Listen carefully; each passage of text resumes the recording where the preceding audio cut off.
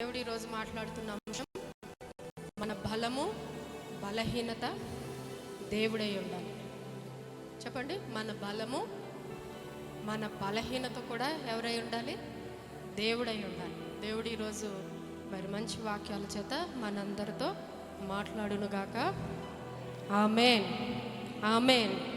2 కొరింథీ 12వ అధ్యాయము 10వ వచనం చదువుకుందాం.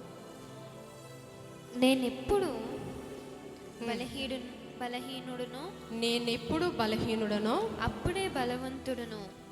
అప్పుడే బలవంతుడను గనుక చాలు నేనెప్పుడు బలహీనుడనో అప్పుడే బలవంతుడను. దేవునికి స్తోత్రం, హల్లెలూయా.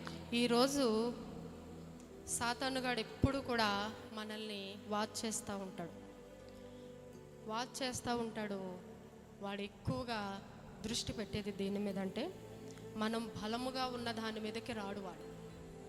మనం బలముగా ఉన్న ఆ పరిస్థితుల వైపు వాడు రాడు.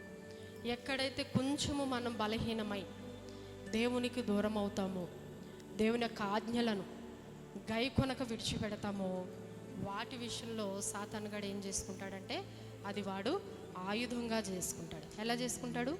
మన బలహీనతను వాడు ఆయుధంగా చేసుకుని మనల్ని ఏం చేస్తాడు? పడగొట్టడానికి వాడు ప్రయత్నం చేస్తూ ఉంటాడు. అందుకే ఈరోజు చూడండి, పౌలు ఏమంటున్నాడు? నా బలము నీవే, నా బలహీనత నీవే. దేవునికి స్తోత్రం, హల్లెలూయా. దేవుని ఎడల ఎంత బలమును పొందుకున్నాడో. బలహీనత అంటే ఏంటి? బలహీనత అంటే చెప్పాలి. వీక్నెస్ అంటే మనము ఇందులో కొంచెం వీక్గా ఉన్నాము, ఇందులో బలహీనంగా ఉన్నాము అనేది ఉంటుంది కదా సందర్భం. అది కూడా పౌలుకి దేవుడే ఉన్నాడంట. గట్టిగా చెప్పట్లు కూడదాం. ఇప్పుడు మానవ పరిస్థితులు చూస్తే మన బలహీనతలు అనేకమైనవి ఉంటాయి. ఎన్ని ఉంటాయి? ఒకటితో సరిపోదు, అనేకమైనవి ఉంటాయి. కానీ ఈరోజు సౌలు పౌలుగా మార్చబడిన తర్వాత బలానికి ఆయన్నే పెట్టుకున్నాడు, బలహీనతకు కూడా పౌలు ఎవరిని పెట్టుకున్నాడు? దేవుణ్ణే పెట్టుకున్నాడు. దేవునికి స్తోత్రం. అందుకే బలమైన సువార్తను ప్రకటించాడు. ప్రపంచవ్యాప్తముగా తను సంఘాలను కట్టాడు. దేవునికి స్తోత్రం. ఎందుకంటే ఏ బలహీనతల్లోనూ పౌలు దొరికాడా? సాతానికి దొరకలే. వెతికాడు, వెంటాడాడు, శోధించాడు. ఎన్నో శ్రమలు, ఎన్నో ఇబ్బందులు. ఆయన యొక్క శ్రమలు మనం చాలాసార్లు చదువుకున్నాం. వాటన్నిటి వెనుకడ సాతానుడు ఉండి శోధించాడు. కానీ ఈ బలహీనత కూడా ఎవరై ఉన్నాడన్నాడు? తండ్రి నీవే నా బలహీనత. నేను ఎప్పుడు బలహీనుడనో అప్పుడే మళ్ళీ తిరిగి బలవంతుడను. దేవునికి స్తోత్రం, హల్లెలూయా. కానీ మన బలము దేవుడే. ఈరోజు మన అందరి బలము ఎవరు? దేవుడే, యేసయ్యే పెట్టుకుంటాం. కానీ బలహీనత వచ్చేసరికి ఏమైపోతున్నాం? పడిపోతున్నాం, బలహీనమైపోతున్నాం, సాతానికి అవకాశము ఇచ్చేస్తున్నాం. కనుక ఆ బలహీనతను కూడా దేవుని మీదే మనము ఆధారపడాలి. అంటే కృంగిపోతున్న స్థితాన్ని కాదు నేను చెప్తుంటా. అంటే మన వీక్నెస్, మన బలము కూడా ఎవరై ఉండాలంటే దేవుడై ఉండాలని దేవుడు ఈరోజు మనతో మాట్లాడుతున్నాడు. మొదటి రాజు నెబుకద్నెజరు, రెండో రాజు ఎవరు? దర్యావేష్. దేవునికి స్తోత్రం, హల్లెలూయా. గొప్ప జ్ఞానము చేత ఆ యొక్క రాజులకే సలహాలు ఇస్తూ సమస్తము జ్ఞానము కలిగి దేవుని యొక్క ఆత్మ తోడుండి ముఖ్య ప్రధానవంతుడిగా తను దానియేలు జీవిస్తున్నాడు. అది కూడా ఇచ్చింది ఎవరు? ఈ జ్ఞానం ఇచ్చింది ఎవరని చెప్పాడు? దేవుడే నాకు ఇచ్చాడు అన్నాడు కదా. కల భావాలని, దర్శన భావాలని అన్నీ కూడా చెప్పింది ఎవరు?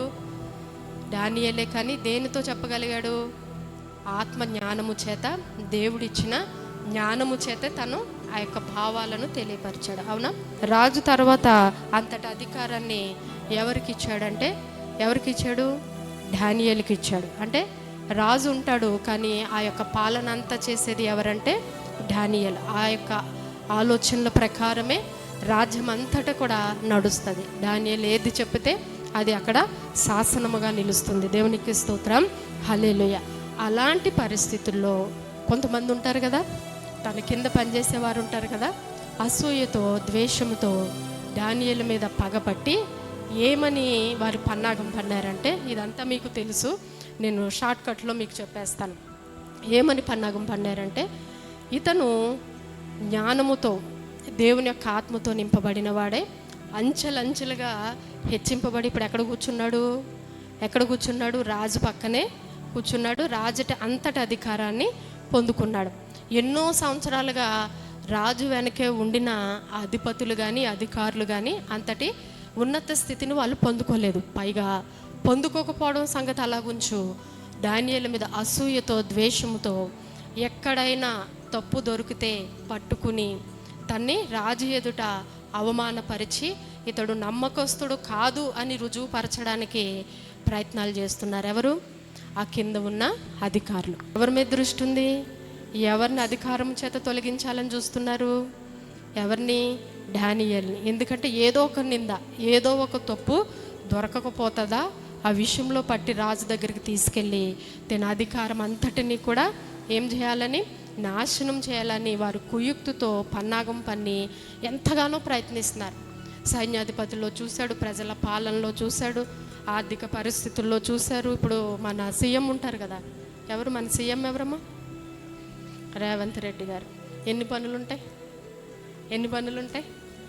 అన్నీ చూసుకోవాలి. అన్నీ, ఇటు మెడికల్ కానీ, పోలీసు కానీ, రెవెన్యూ కానీ అన్నీ ఎవరు చూసుకోవాలి? అక్కడి నుంచే ఆర్డర్స్ రావాలి, అన్నీ తనే ఫాలోఅప్ చేసుకోవాలి కదా. తన కింద ఎంత అధికారం ఉన్నా ఎవరి ఆలోచన ప్రకారం నడుస్తుంది? సీఎం యొక్క ఆలోచన ప్రకారమే కదా నడుస్తుంది. అదే స్థానంలో రాజు కాకపోయినా అంతటి అధికారంతో ఎవరున్నారు ఇక్కడ? దానియేలు ఉన్నాడు. దేవునికి స్తోత్రం. అయితే ఆ యొక్క ఆశీర్వాదం, ఇది ఎవరిచ్చిన ఆశీర్వాదం? నెబుకద్నెజరు దర్యావేషులు ఇచ్చారా? కాదు, దేవుడే ఇచ్చాడు. గట్టిగా చప్పట్లు కొడదాం. ఎవరిచ్చారు? దేవుడే ఇచ్చాడు. కనుక ఆ విషయంలో వాళ్ళు అసూయపడి తప్పు పట్టడానికి చూస్తున్నారు. అయితే ఏ శాసనం పెట్టారంటే, తను తప్ప, రాజు తప్ప వేరొక దేవుడు ఎన్నెళ్ళు, జీవితాంతం కూడా కాదు. చూడండి వాళ్ళ ఆలోచన చూడండి. కొన్ని నెలలు ఆ రాజును తప్ప వేరొక దేవుణ్ణి ఎవరు కూడా మొక్కకూడదు, సాగిల పడకూడదు, పూజింపకూడదు, ఏ పరిస్థితులు ఆ దేవుని యొద్ద చెప్పుకోకూడదు. ఇన్ని నెలలు ఎవరు దేవుడు అంటే, ఎవరు దేవుడు?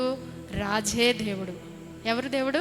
దర్యావేషే దేవుడుగా వాళ్ళందరూ పన్నాగం పన్ని ఈ ఆలోచన విషయంలో దానియేలు దొరుకుతాడు. ఎందుకంటే అప్పటి వరకు అన్నిట్లోనూ చూశారు, ఎక్కడ కూడా ఇంత తప్పు కానీ ఇంత మిస్టేక్ కానీ ఎక్కడా కూడా దానియేలు విషయంలో దొరకలేదు. చూసి ఇంకెలా కాదని ఒక పన్నాగం పన్ని ఒక శాసనమును తీసుకొచ్చారు. ఏ శాసనము? రాజు దగ్గరికి వచ్చి, అయ్యా నీవే మా దేవుడువు, ఇంత ప్రజలు సుఖశాంతులతో ఉంటున్నారంటే ఆ దేవుడి సంగతి ఏమో మాకు తెలియదు, కానీ మా ఎదురుగుంటున్న రాజువు నీవే, మా దేవుడవు కనుక నీకు మేము ఇన్నాళ్ళు మొక్కుతాము. ఎవరైనా మొక్కకపోతే ఎక్కడికి తీసుకెళ్ళాలంట? చెప్పాలి. ఎక్కడికి తీసుకెళ్ళాలి? సింహాల బోనులో వేసి మరణ శిక్ష విధిద్దాము అని చెప్పి ఒక శాసనమును రెడీ చేసి ముద్ర వేయించారు. దేవునికి స్తోత్రం. హల్లెలూయా, హల్లెలూయా. మన దానియేలు ఎవరిని ఆరాధిస్తున్నాడు? సజీవము గల దేవుణ్ణి ఆరాధిస్తాడు.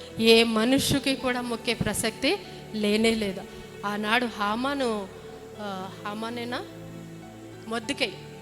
మొద్దుకై ఎలాగైతే ఉన్నాడో దేవుని విషయంలో, అదే యూదుల ప్రకారంగా దానియేలు కూడా దేవుడు తప్ప వేరే మనుషుడికి ఎవ్వరికి కూడా ఏ పరిస్థితుల్లో కూడా మొక్కే స్థితి తనకి లేదు. దేవునికి స్తోత్రం.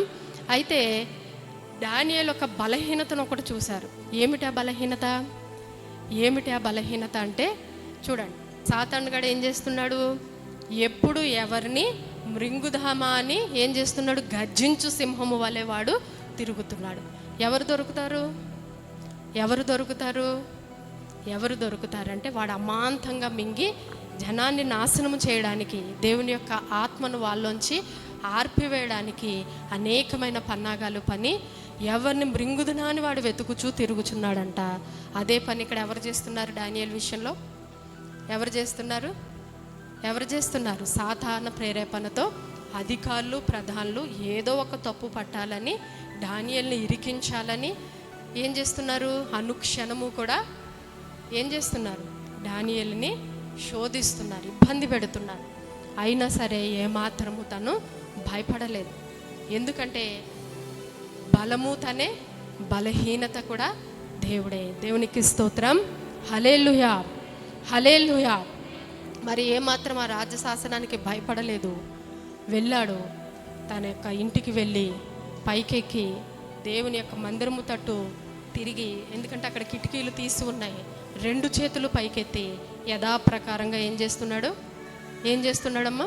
ప్రార్థన చేస్తున్నాడు. ఇవన్నీ మీకు తెలుసు కాబట్టి నేను వారాలుగా చెప్పేస్తున్నాను. 2 చేతులు పైకెత్తి ఏం చేస్తున్నాడు? ఈ కిటికీలోంచి చూశారు ఎవరు మృంగుదనా అని ఒక సమూహం ఉంది కదా, అందులో వీరు చూసి దొరికాడు. ఎవరు దొరికారు? మరి ముందు ఎన్నో ఆ రాజ్యాధికారంలో లెక్కల్లో చాలా చూశారు, కానీ ఎక్కడ కూడా దానియేలు దొరకలేదు. కానీ ఇక్కడ కొత్త శాసనాన్ని పుట్టించి రాజు తప్ప వేరొక దేవుడు ఇక్కడ ఉండకూడదు, పూజించకూడదు అన్నప్పుడు ఈ దానియేలు చేస్తున్న పని ఏంటంటే 2 చేతులు పైకెత్తి దేవుని యొక్క సన్నిధిలో యెహోవాకు మొరపెడుతూ ప్రార్థన చేస్తుండగా వాళ్ళు చూసి పట్టుకుని ఎక్కడికి తీసుకెళ్ళిపోయారు? రాజు దగ్గరికి తీసుకెళ్ళిపోయారు. దేవునికి స్తోత్రం. హల్లెలూయా. ఇక్కడ ఏ బలహీనతల్లో దొరికాడు? తప్పులు లెక్కలు రాసి దొరికాడా? తమ్మిని మిమ్మిని చేసి దొరికాడా? లేనివి పుట్టించి దొరికాడా? లేదు. దేవుని యొక్క బలహీనతల్లో దొరికాడు. అంటే యథాప్రకారంగా తను ఎప్పుడూ చేసుకుంటున్నట్టే వెళ్ళి మందిరము తట్టు చేతులెత్తి ప్రార్థన చేసుకుంటున్నాడు. చూసారా? ఏ మాత్రము కూడా భయపడలేదు, ఏ అధికారికి భయపడలేదు, ఏ రాజుకు కూడా భయపడలేదు. అంటే బలము దేవుడై ఉండి దేవుని యొక్క ఆత్మతో నింపబడి అనేక కార్యములు దానియేలు పక్షంగా జరిగిస్తున్నాడు. అదే బలహీనత కూడా ఎవరై ఉన్నారంట? దేవుడై ఉన్నాడు. దేవునికి స్తోత్రం. మరి ఇలాగే సాతాను కూడా తిరుగుతున్నాడు, ఎవరిని మృంగుదునా అని. తిరుగుతున్నప్పుడు 2 దొరికారు. ఒకరి గురించి చెప్పుకుందాం. సంసోన్. ఎవరు? సంసోన్ ఎలాంటి వాడు? బలాఢ్యుడు, కండలు తిరిగినాడు అంట. దేవునికి స్తోత్రం. ఆ కండలు ఎవరిచ్చారు? దేవుడు ఇచ్చారు. పైగా ప్రత్యేకింపబడి నాజీరు చేయబడినవాడు. ఫిలిస్తీన్లను హతము చేటకు దేవుడు ఎన్నుకున్నాడు. మనోహను తండ్రి గొడ్రాల్లో ఆ పరిస్థితుల్లో ప్రార్థన చేయగా దేవుడు అద్భుతం చేసి మరి యొక్క బిడ్డను అనుగ్రహించి తను ప్రత్యేకపరిచి నాజీరు చేయబడినవాడు, దీన్ని మీరు ప్రత్యేకంగా పెంచాలని వాళ్ళ తల్లిదండ్రులకు దేవుని యొక్క ఆత్మ బోధించినప్పుడు వాళ్ళు విని లోబడ్డారు. దేవునికి స్తోత్రం. హల్లెలూయా. అంత బలాఢ్యుడు, ఫిలిస్తీన్లను అనేక వేల మందిని శత్రువులను చంపినవాడు ఎక్కడ బలహీనుడైపోయాడు? ఒక స్త్రీ దెలీలా వలలో పడిపోయాడు. అంటే బలము ఓకే, దేవుని శక్తితో ఫిలిస్తీన్లు ఏం చేస్తున్నాడమ్మా? దేవుని చిత్తం నెరవేరుస్తూ దేవుని యొక్క బలము పొందుకొని శత్రువులను. కానీ సంసోను బలహీనత ఏంటి? సంసోను బలహీనత స్త్రీ యొక్క వ్యామోహం.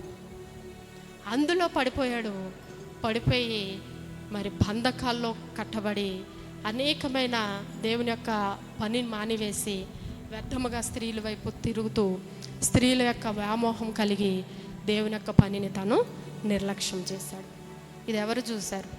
ఈ వెతుకులాటలో ఎవరు దొరికారు?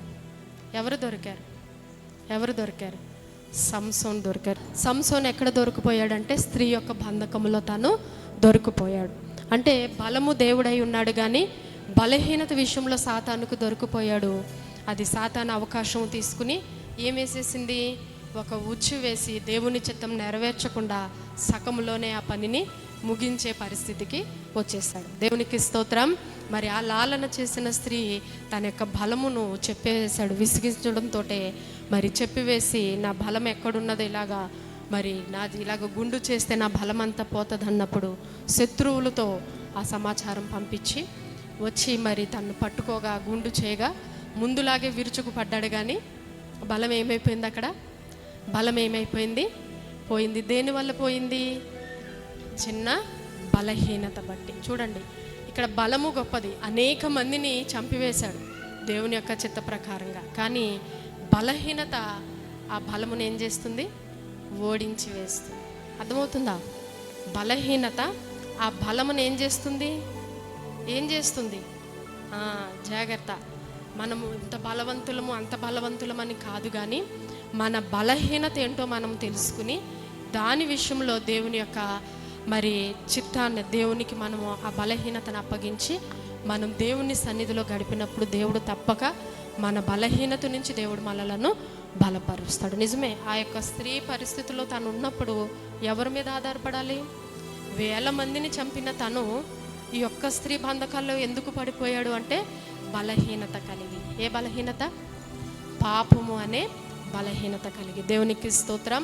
పట్టబడ్డాడు, కళ్ళు పెరిగివేయబడిని, శిక్షింపబడ్డాడు. ఇంకా లాస్ట్గా దేవుని యొక్క ఆత్మను పొందుకుని ఏం చేయబడ్డాడు? అంతకన్నా ఎక్కువ మందిని దేవుని కృపచేత మళ్ళీ చంపగలడు. కానీ పరిపూర్ణంగా అనేది దేవుని చిత్తం అక్కడ నెరవేర్చబడలేదు. దేవునికి స్తోత్రం. అంటే ఒక బలహీనతలు ఎవరు పడిపోయారు?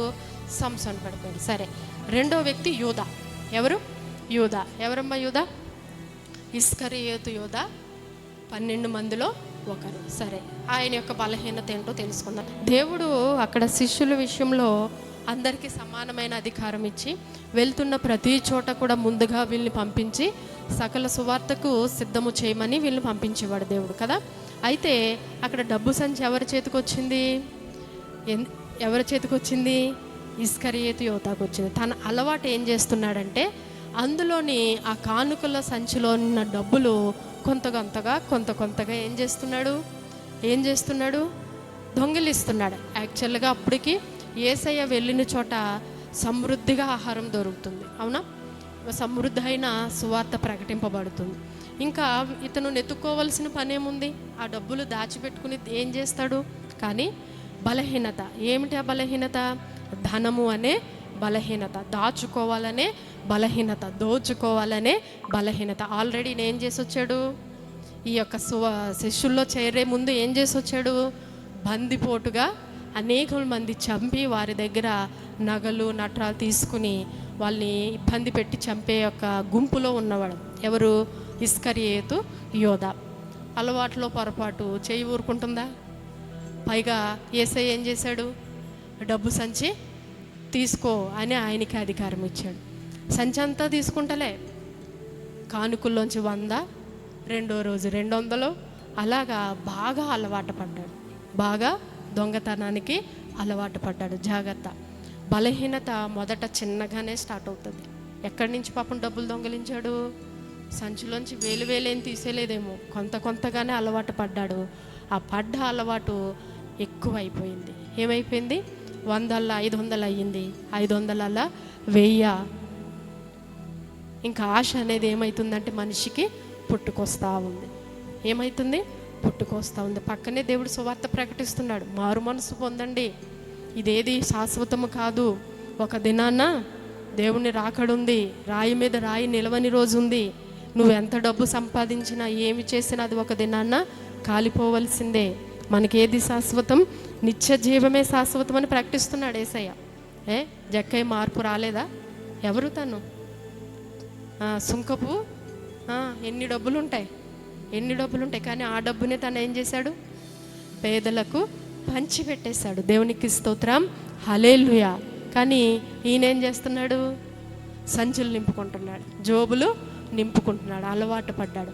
ఒక బలహీనత, 2 3 ఇంకా అలాగలాగా పాపం ఏమైపోతుందంటే పెరిగిపోయింది. బలహీనతను తను అణుచుకోలేకపోయాడు. ప్రభువా, ఇంకో నేను ఈ తప్పు చేస్తున్నానయ్యా, ఈ తప్పు చేయకుండా నాకు సహాయం చేయి, నాకు ప్రార్థన చేయి, ఈ ఒత్తిడి నాలో తీసివేయమని దేవుణ్ణి అడిగితే దేవుడు ప్రార్థన చేసినా కాదా, స్వస్థపరిచినా కాదా, ఆ బలహీనత అనేది తొలగిపోను. కానీ అది అవకాశం తీసుకున్నాడా? తీసుకోలేదు. అది దాచిపెట్టాడు, ఆ పాపాన్ని దాచిపెట్టాడు, నిర్లక్ష్యం చేశాడు. ఇంకా పాపము ఎక్కువైపోవడంతో ఇప్పుడు పరిస్థితికి ఎలాగొచ్చేసిందంటే యేసయ్యను దేనికోసం అమ్మేస్తున్నాడు? ఎందుకు వచ్చాడో యేసయ్య తెలుసు, అన్నీ దేవుడు బోధిస్తున్నాడు. నా శరీరం తిని రక్తము తాగండి అని దేవుడు చెప్తున్నాడు. ఇది అశాశ్వతం అని చెప్తున్నాడు. అన్ని మాటలు వింటున్నాడు, అన్ని బోధనలు వింటున్నాడు. కానీ తన హృదయంలో మటుకు అది భద్రము చేయబడలేదు. వాక్యాన్ని యూదా పట్టుకోలేదు. మిగతా 11 మంది సరి చేసుకుంటున్నాడు. బలహీనుడైన పేతురు బలపరచబడడానికి ప్రయత్నం చేస్తున్నాడు. గడిబిడైన తాను ఆ గడిబిడిని పోగొట్టుకుంటున్నాడు. అవిశ్వాసి అయిన తను విశ్వాసం చేత బలపడడానికి దేవుని యొక్క మాటలను తను ఆస్వాదిస్తున్నాడు. కానీ ఈ బలహీనుడు ఏమయ్యాడు? పేతురు బలహీనుడే, పేతురు కూడా బలహీనుడే. కానీ దేవుని యొక్క సహాయాన్ని తీసుకుని ఆ యొక్క బలహీనతను బలముగా మార్చుకోవడానికి దేవుని యొక్క ప్రార్థన సహాయం కోరాడు. కానీ తినేం చేశాడంటే చివరికి ఆ డబ్బు సంచి కోసం ఏదైతే ఆ ధనం అనే బలహీనత ఉందో ఆ ధనం అనే బలహీనతతోనే ఎక్కడికి వెళ్ళిపోయాడు? పరిసయ్యులు శాస్త్రుల దగ్గరికి వెళ్ళిపోయారు. వాళ్ళు ఏమంటున్నారు? అబ్బా దొరికాడు రా బాబు, ఇప్పటి వరకు ఎన్నో ప్రయత్నాలు చేసాం యేసయ్యను పట్టుకోవడానికి. అప్పటి వరకు వాళ్ళ ప్రయత్నాలు ఏంటి? యేసయ్యను పట్టుకుని సిలువ వేయాలని వాళ్ళు చూస్తున్నారు. ఇప్పుడు డైరెక్ట్గా వెళ్ళి నేను యేసయ్యను పట్టిస్తాను, నాకు డబ్బులు ఇస్తావా? ఏమంటున్నాడు యోధా? ఏమంటున్నాడు? డబ్బు ధనము అనే బలహీనతతో ఎక్కడికి వరకు తీసుకెళ్ళిపోయాడమ్మా? పరిసయ్యులు శాస్త్రుల వరకు వెళ్ళిపోయి నేను యేసయ్యను అమ్మేస్తాను, నాకు కొంత ద్రవ్యం ఇవ్వి. దేవునికి స్తోత్రం. చూసారా, ఆ చిన్న చిన్న చిన్న చిన్న బలహీనతే ఎక్కడికి తీసుకెళ్ళిపోతుంది? నాశనానికి తీసుకెళ్ళిపోతుంది. ఇంతే కదా అనుకుంటాం, కానీ అది ఎక్కడికి దారి తీస్తుంది? ఇందాకేమో కానుకల బ్యాగ్లోంచి డబ్బులు 100-200 ఏవో సంథింగ్ తీస్తున్నాడు. ఇప్పుడు మొత్తానికే టెండర్ పెట్టేశాడు. మొత్తానికే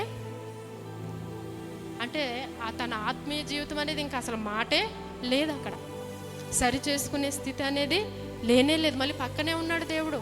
పోనీ ఎక్కడికో వెళ్ళాల్సిన అవసరం లేదు, పక్కనే ఉన్నాడు దేవుడు. సువార్తలు ప్రకటిస్తున్నాడు, అనేక మందిని మారుస్తున్నాడు దేవుడు, స్వస్థపరుస్తున్నాడు, దురాత్మలను దేవుడు వెళ్ళగొడుతున్నాడు. నిజమే, ఏదో చిన్నగా తాగడమే కదా, చిన్నగా అబద్ధం ఆడడమే కదా, చిన్నగా మోసం చేయడమే కదా, ఆ ఫోన్లో వ్యర్థమైనవి చిన్నగానే కదా చూడడం అని అనుకుంటున్నావు. కానీ అదేం చేస్తుంది? సాతాను నిన్ను ఆ బలహీనతల్లో పట్టడానికి నిన్ను ఏం చేస్తుందమ్మా? వల ఇస్తుంది. ఏం చేస్తుంది? వల ఇస్తుంది.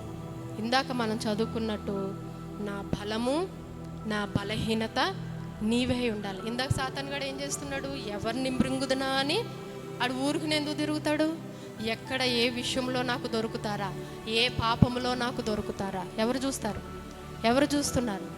ఎవరు తిరుగుతున్నారు మన చుట్టూ? చెప్పాలి, ఎవరు తిరుగుతున్నారు? ఎవరు దొరుకుతారా? ఎప్పుడు వీరిని మింగివేద్దామా? ఏ పాపములో దొరుకుతారా, ఏ బలహీనతల్లో దొరుకుతారా అని అనుక్షణం వాడు వాచ్ చేస్తానే ఉంటాడు. ఎందుకంటే నీ బలం దగ్గరికి రాడు వాడు. నీ బలం దగ్గరికి వస్తే ఏమవుతుంది? వాడికి షాక్ కొడుతుంది, పారిపోతాడు, వాడు రాలేడు. అందుకని నీ బలహీనతను వెతుకుతాడు. అది డబ్బా, పాపమా, దొంగతనాలా, అబద్ధాలా, మోసాలా? ఇప్పుడు వచ్చింది కదా కొత్తగాను, ఏంటి ఏమొచ్చింది? ఫోను ఏమొచ్చింది? అది కూడా ఒక పాపమే. చాలా, అందులో అన్నీ ఉన్నాయి. దేవుని బైబిలే ఉందని ఎవరంటారు చెప్పండి? అన్నీ ఉన్నాయి అందులో. లేదు మేము దేవుని వీడియోసే చూస్తున్నామంటారా? పక్క నుంచి నిన్ను ఆకర్షిస్తూ ఉంటుంది. ఏమిటది? అలాగా ఒకటి చూస్తావు, 2 చూస్తావు, 3 చూస్తావు. ఇంకా రోజీ ఇలాగంటది. ఫోన్ ఇస్తే ఏం చేస్తుంది తెలుసా? ఇలాగా ఏం చేస్తుంది? అది బ్రేక్ ఇవ్వదు అసలు, మళ్ళీ తిప్పుతుంది ఇలా ఇలా ఇలా ఇలా ఇలా. మళ్ళీ పొయ్యి దగ్గర నుంచి ఉంటా చూస్తుంది, నడుస్తా చూస్తుంది. చూడండి, ఆ పిల్లే అలాగుందంటే మన పరిస్థితి ఏంటి? అంటే ఏమిటది? ఉచ్చు వేస్తుంది. మంచిది చూడు, తప్పులేదు, మంచికి వాడు, తప్పులేదు. కానీ అది నువ్వు పాపానికి వాడితే ఎవడు దొరుకుతాడు? ఫోన్ ఏం తీసుకెళ్ళి మింగేది? అది ఫోనును పక్కన పెట్టి ఎవరిని మింగుతుంది? నీ బలహీనతను అది ఆయుధంగా చేసుకుంటుంది. సంసోను మింగింది, యోధాను మింగింది. ఎక్కడ? ఎందులో? బలహీనతలో. అంటే అర్థమవుతుందా? ఈరోజు మనం ఎక్కడ పడిపోతున్నాం? అబ్బా నేను ప్రార్థన చేసేస్తున్నాను కదా, గంటలు చేసేస్తున్నాను కదా అంటావు, కానీ 5 నిమిషాలు పాపం చేస్తాం. ఏమవుతుంది ఆ పాపం? ఈ గంట ప్రార్థన ఏమవుతుంది? గంట చేస్తామా? పాపం ఎంత చేస్తాం? ఏదో చిన్న షార్ట్, లేకపోతే అబద్ధం, ఏదో మోసం, లేకపోతే ఇతరులను వంచడం, వ్యభిచార తలంపులు, కామాంధ క్రియలు. ఇవన్నీ ఏంటి? జస్ట్ 2 minutes, 5 minutes, తర్వాత ఎక్కడికి వెళ్తుంది? 10 minutes. ఈ యోధా వెళ్ళినట్టుగా సంచిలోంచి తీశాడు, ఇప్పుడు తిరగకి ఎక్కడికి వెళ్ళిపోతున్నాడు? మొత్తానికి దుకాణం సదిరేసి ఏసైని అమ్మేయడానికి వెళ్ళిపోతున్నాడు. భయం లేదు, దేవుని విషయంలో వణుకు లేదు, ఆత్మీయ స్థితి లేదు. అంటే ఆ బలహీనత ఎక్కడికి తీసుకెళ్ళిపోయింది? అసలు యూదా వచ్చింది దేనికి? ఎందుకు వచ్చాడు? 12 మంది అపోస్తులు, అందులో ఒకడు. కానీ అదేమైపోయింది? ఫిలిస్తీన్ చంపడానికి దేవుడు సంసోన్ని అభిషేకించుకున్నాడు. కానీ ఏ వలలో పడ్డాడు? ఏ బలహీనతల్లో పడ్డాడు? చెప్పాలి, ఏ బలహీనతల్లో పడ్డాడు? కానీ మళ్ళీ మొత్తం దానియేలు 6వ అధ్యాయంలోకి, నా బలము నీవే, నా బలహీనత నీవే. గట్టిగా చప్పట్లు కొడదాం. దానియేలు 2 చేతులు పైకెత్తి ప్రార్థన చేస్తున్నాడు. దొరికేశాడు. సరే నడవండి అన్నాడు. ఏమాత్రము అధైర్యపడలేదు. దేవుని ఎద్దుకు వచ్చి, అవును నేను నా దేవునికి ప్రార్థన చేశాను. సరే, మరి అందరు ఎదుట శాసనాన్ని చేసిన తను నన్ను నచ్చిన వారిని ఒకలాగా, నచ్చని వారిని ఒకలాగా చూడడానికి అక్కడ లేదు. అలా చేస్తే అందరూ ఏమవుతారు? రాజుని దుమ్మిగా ఏమన్నా చేయొచ్చు. ఎందుకంటే ఒక్క రాజు ఏం చేయగలడు? అందరూ ఏకమై. ఎందుకంటే ఇదంతా ఎలాగుంది? ప్లానింగ్, సాతానుగాడి యొక్క ప్లానింగ్. దానియేలుని నాశనం చేయాలి, దానియేలుని దేవుని చిత్తం నుంచి తొలగించాలి. ఎందులో దొరికేశాడు? ఏ లెక్కల తప్పుల్లో దొరికేశాడు. ఆ పాపం చేస్తా ఏంటి? ఏముంది? ఆ యొక్క దేవునికి ప్రార్థన చేయడం, అది వారి దృష్టిలో పాపముగా వాళ్ళే శాసనం రెడీ చేశారు. సరే, దానికి కూడా దానియేలు ఏమాత్రము కూడా భయపడలేదు. యథావిధిగా తన యొక్క రోజు పనిపాటుల్లో ఆ తినడం ఎలా క్రమమో, తాగడం ఎలా క్రమమో, అలాగే దానియేలు కూడా ప్రార్థన చేసుకుంటున్నాడు అనుదిన పరిచర్యలాగా. వీళ్ళు కక్షతో, అసూయతో పన్నాగము పన్ని రాజుతోటి అది ఓకే చేయించే శాసనాన్ని ఎక్కడికి తీసుకెళ్ళిపోయారు? సింహాల గుహలోనికి తీసుకెళ్ళిపోయి వేసేస్తారు కూడా. అయితే అక్కడ దానియేలు ప్రార్థన చేస్తున్నాడు. దేవుడు కాపాడతాడన్న పరిపూర్ణమైన విశ్వాసం, ఎక్కడ కూడా అవిశ్వాసం అనేది తనలో లేదు. దీని నుంచి నన్ను కాపాడుతాడు. ఉదయమే వచ్చేసాడు. అయ్యో, ఆ సింహాలు దానియేలుని ఏం చేసినాయో. యథార్థవంతుడు, దేవుని పని చేసిన వాడు, నాకెంతో రాజ్యానికి సపోర్టుగా ఉన్న తను, ఈరోజు నేను తను కోల్పోయాను, నేనేమీ చేయలేకపోయాను. అధికారం అంతా నా చేతిలో ఉన్న చిన్న బలహీనత. ఎందుకంటే అక్కడ ఏ బలహీనత వాడేరాళ్ళు? నువ్వే దేవుడివి. ఏమన్నారు? నువ్వే దేవుడివి అనగానే పడిపోయాడు. రాజు ఏమయ్యాడు? పడిపోయాడు. అవును, నన్నే కదా కొనియాడుతున్నారు వీళ్ళు అని ఆ గొప్పతనముతోటి ఏం చేశాడంటే శాసనాన్ని విధించాడు. దానియేలు ఏమీ అంత ఆలోచన కలిగి లేడు దానియేలు విషయంలో. కానీ తన బలము బలహీనత ఎవరై ఉన్నారు? దేవుడై ఉన్నాడు కనుక ఏమాత్రము మనుషునికి తను భయపడలేదు. యథావిధిగా ప్రార్థన చేసుకుంటున్న స్థితిలో అధికారులు పట్టుకుని రాజునద్దకు తీసుకొచ్చినప్పుడు, శిక్ష వేసినప్పుడు అక్కడ కూడా ప్రార్థన చేస్తున్నాడు. ఎవరు? దానియేలు. దేవునికి స్తోత్రం, హల్లెలూయా. ఒకవేళ చంపేసినా పర్వాలేదు, అయినా నా దేవుడు వీటి నుంచి రక్షిస్తాడు. దేవునికి స్తోత్రం, హల్లెలూయా. ఎన్నో తప్పులు పట్టుకోవడానికి చూశారు, కానీ ఎక్కడా కూడా దొరకలేదు. ఏ లంచంలో అన్న దొరుకుదామేమో అని చూశారు, కానీ అక్కడ కూడా లెక్కల్లో చూశారు, అక్కడ కూడా దొరకలేదు. ఎక్కడా కూడా తను దొరకపోయేసరికి చివరికి దేవుడి దగ్గరికి వచ్చాడు. దానియేలు ఎలా ఉంచుకున్నాడు? నా బలము నీవే, నా బలహీనత నీవే. దేవునికి స్తోత్రం. వెంటనే ఆ స్థితి నుంచి దేవుడు ఆ బిడ్డను కాపాడాడు. సింహాల నోళ్ళను దేవుడు మూసివేశాడు. గట్టిగా చప్పట్లు కూడా. చూడండి, ఇక్కడ బలహీనతకు లోబడిపోయి సంసోను ఏమైపోయాడు కదా. యోధా అయితే తన జీవితాన్ని నాశనమే చేసుకుని దేవుని చిత్తం తను తొలగించుకున్నాడు.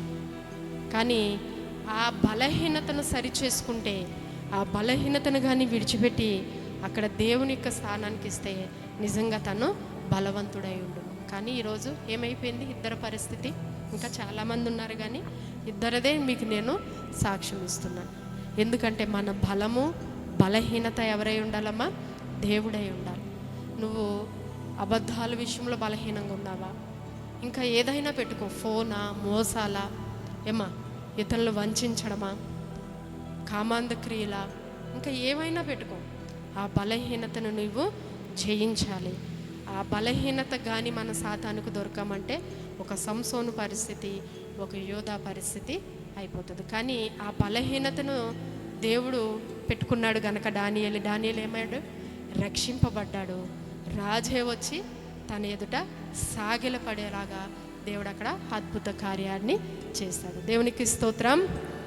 హల్లెలూయా, హల్లెలూయా. ఎంతమందికి అర్థమైంది వాక్యం? అర్థమైందా? దేవుడు ఏం మాట్లాడుతున్నాడు ఈరోజు?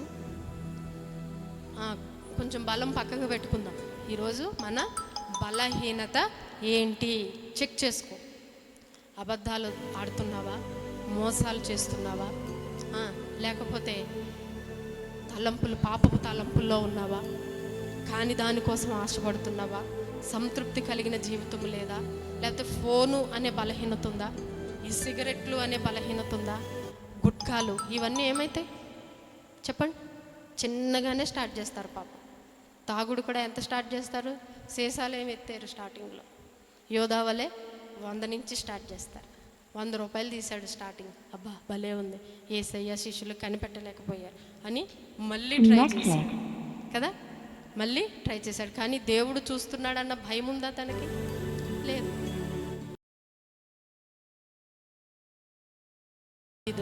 యూదా సాతానుకి దొరికేశాడు. అర్థమవుతుందమ్మా? సాతానికి దొరికేశాడు. అందుకే వారి యొక్క జీవితము మధ్యలోనే ముగిసిపోయింది. కానీ దానియేలు ఎలా ఉన్నాడు ఇక్కడ? దానియేలు ఎలా ఉన్నాడు? బలహీనత కూడా దేవుణ్ణే పెట్టుకున్నాడు. పౌలు యొక్క బలహీనత కూడా ఎవరంటే దేవుడే. దేవునికి స్తోత్రం. ఇది నా బలహీనత అని మనం చెప్పుకుంటాం, కానీ ఆ బలహీనత స్థానంలో ఎవరుండాలి? దేవుడు ఉండాలి. అంటే ఆ బలహీనత నువ్వు ఎవరికి చెప్పాలి? దేవునికే నువ్వు అప్పగించి, నా బలము బలహీనత నీవే ప్రభువా, ఏమవ్వాలి? నీవే తండ్రి అని దేవునికి మనము అప్పగించాలి. అప్పుడు ఎవడొస్తాడు మన దగ్గరికి? ముట్టుకోగలుగుతాడా? నిన్ను శోధించగలుగుతాడా? చెప్పాలి. నిన్ను బలహీనపరుస్తాడా? దేవుని యొక్క ఆశీర్వాదానికి వాడు ఆటంకంగా ఉండగలుగుతాడా? అడ్డుపడగలుగుతాడా? చెప్పాలి. వాడు ఏమన్నా చేయగలుగుతాడా?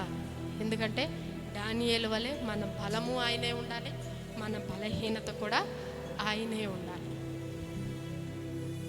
బలహీనత ఇంకొకటి ఏదన్నా వస్తుంది అంటే అది నీకే డేంజర్, అది నీ ఆత్మీయ స్థితికే డేంజర్.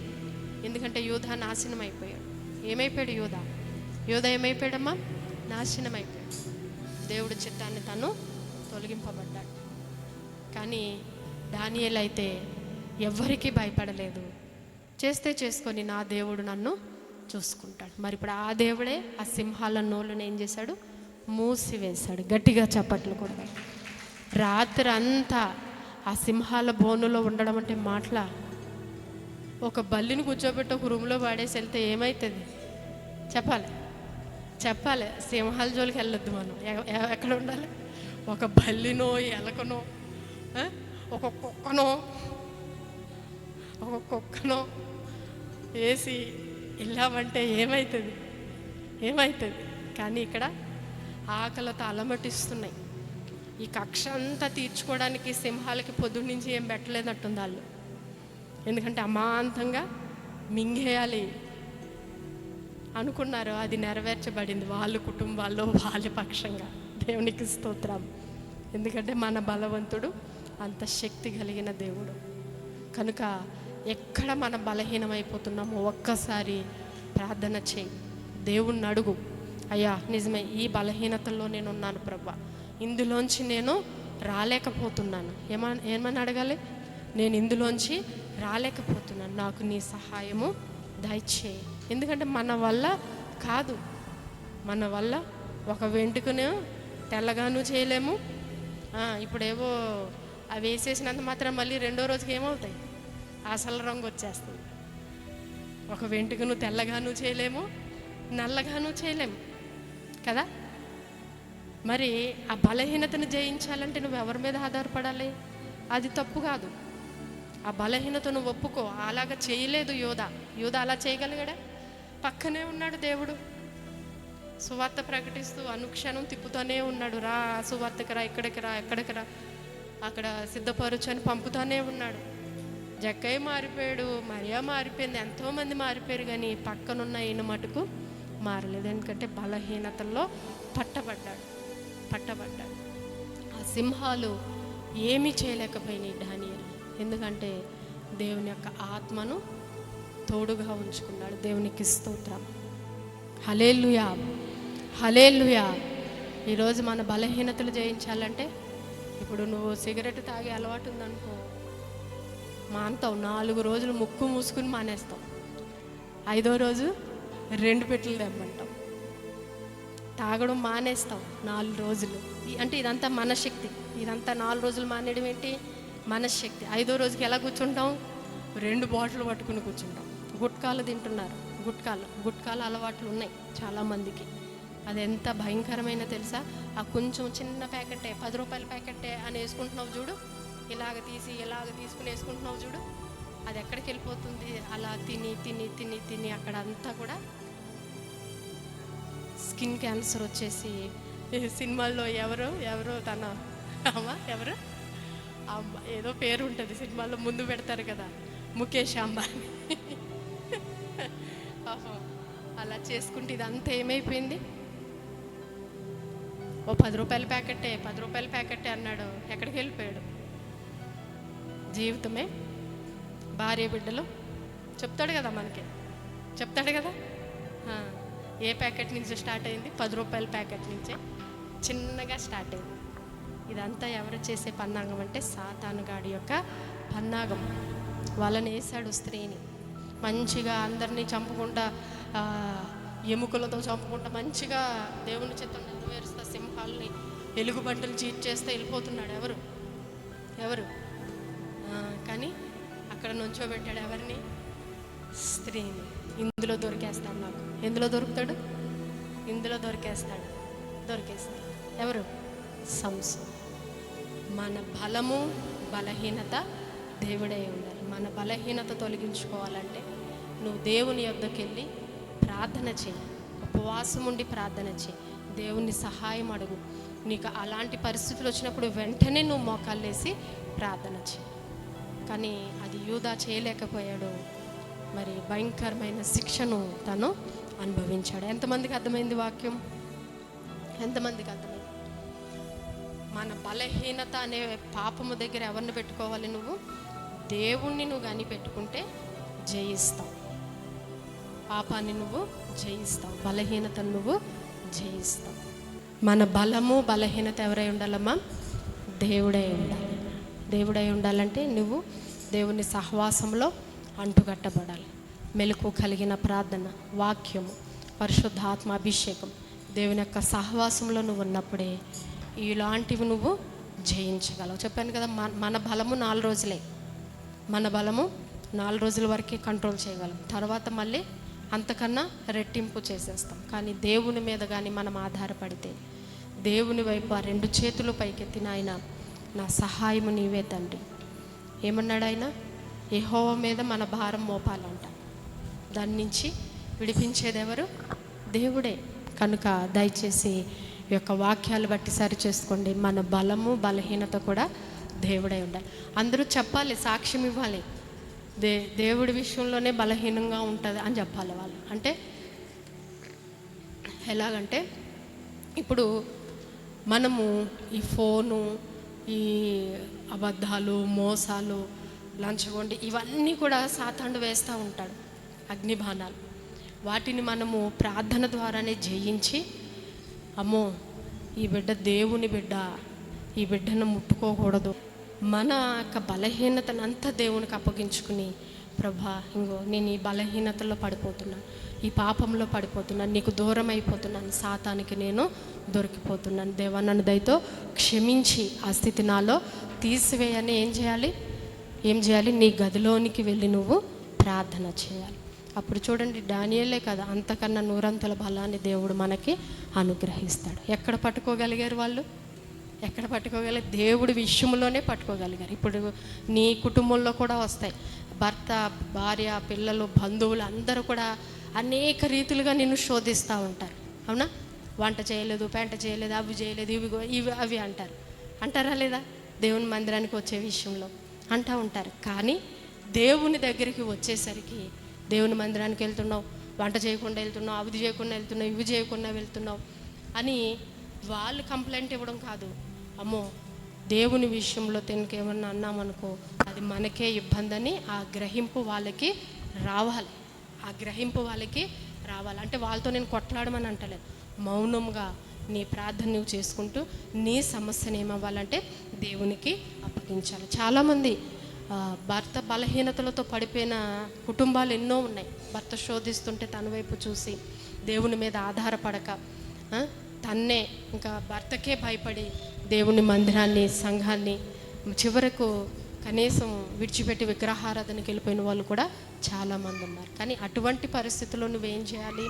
వాళ్ళకి బుద్ధి కలిగే రీతిగా వాళ్ళకి అమ్మో దేవుని విషయంలో మనము ఏమీ అనకూడదు, తిన్న విషయంలో మనం ముట్టుకోకూడదు అన్న గ్రహింపు ఎవరికి రావాలి? నువ్వు చెప్పుకోవడం కాదు, వాళ్ళకి రావాలంటే నువ్వు ఎప్పుడు కూడా ప్రార్థన చేసే ఆ విషయంలో నువ్వు మెలకువగా ఉండాలి. ఎలా ఉండాలమ్మా?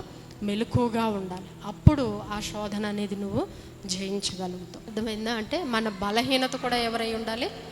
దేవుడై ఉండాలి. కనుక ఏదైతే బలహీనత ఉందో దాని విషయంలో నీ మనస్సాక్షి నీకు చెప్తూ ఉంటుంది. ఆ విషయంలో దుప్పటేసుకోకు.